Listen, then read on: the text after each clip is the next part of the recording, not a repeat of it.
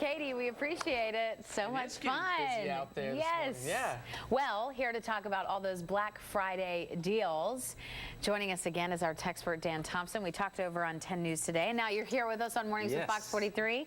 Your Thanksgiving tradition is spending it with us. I know, just coming in, hanging out, talking about good deals. That's what we do. Yesterday and today. Yeah. That's right. That's a twofer right there. That's right. That's right. Okay, let's talk about shopping today online versus shopping Cyber Monday online in general. That's right. That's right. Yeah. So it seems like Cyber Monday has kind of turned into a bit of a moving target, and what I mean by that is it seems like the online retailers can't really make up their mind on what they want to do for Cyber Monday. So as an example, Amazon.com has actually been running deals all week.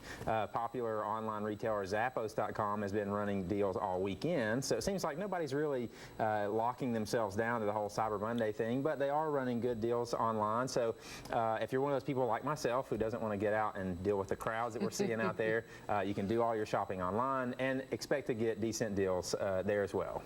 And of course, if you're going to be shopping online, there's some things to think about, correct? Yeah, absolutely. So, I mean, one of the things that we want to be cognizant of is the scammers really like to take advantage this time of year because they know people are going to be doing shopping online. They know you're going to be looking for good deals. So, one of the things we want to pay attention to is make sure that the URL that you think you're going to is actually the one that you are at. So, if you're going to be shopping at Amazon, for example, make sure that across the top of your browser it says Amazon.com at all times. That should never change to something weird or bizarre.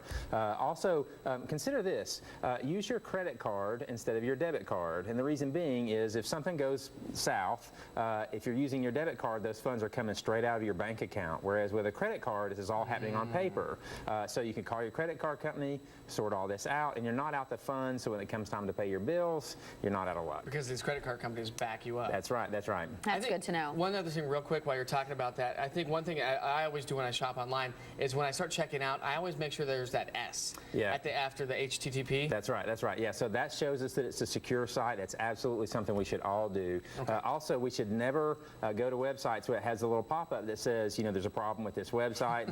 The certificate is not valid. If you see that, it should be an all stop because that means there's something definitely gone wrong with this website. Just call them up, buy it over the phone, or visit them if it's a brick and mortar store. Cool. Okay, now it's time to party. Let's talk about laptop and tablet buying. Yes. Big gifts for the holiday. Yes, those have kind of been the popular things this year. So one of the things we want to look at with tablets, there's always this big argument around should I buy an Apple tablet or should I buy an Android tablet, right? And I know, Abby, you're a big fan of the Apple devices. However, I would say that Android tablets, there's absolutely nothing wrong with them. They do exactly the same thing that Apple's do, except they're much, much cheaper. So what I generally recommend to people is go to the store and play with them both. See which interface you like the best, and then go from there. If price is your concern, I would definitely be looking at Android tablets.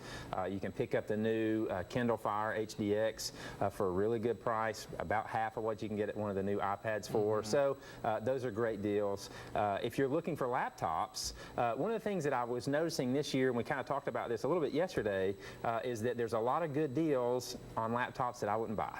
And here's the reason. Yeah, is they're selling kind of older laptops with slower processors. So if you see Celeron or i3, you don't have to know what those mean. Just write that down. I would steer clear of those because those are older units, and look for an i5 or i7 processor, at least 6 gigs of RAM. Again, you don't have to know what this means, just kind of take a note.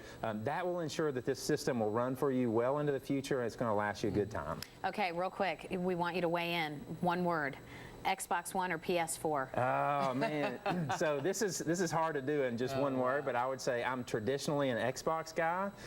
PlayStation 4 really has my attention though, but for one, the price is $100 cheaper and they have both jumped in price dramatically this go around. And Microsoft has just done some really weird things with this new console, and at $500, man, that's a lot of money for a gaming console. And then they're both of them, their games are at least $50. Oh yeah, absolutely. So games are expensive, the consoles themselves are expensive, but I have to say I have always been a diehard Xbox fan. I think I'm going to switch to PlayStation. Oh, Dan Thompson said it first. Thank you for being here. We appreciate it. We'll be right back after this.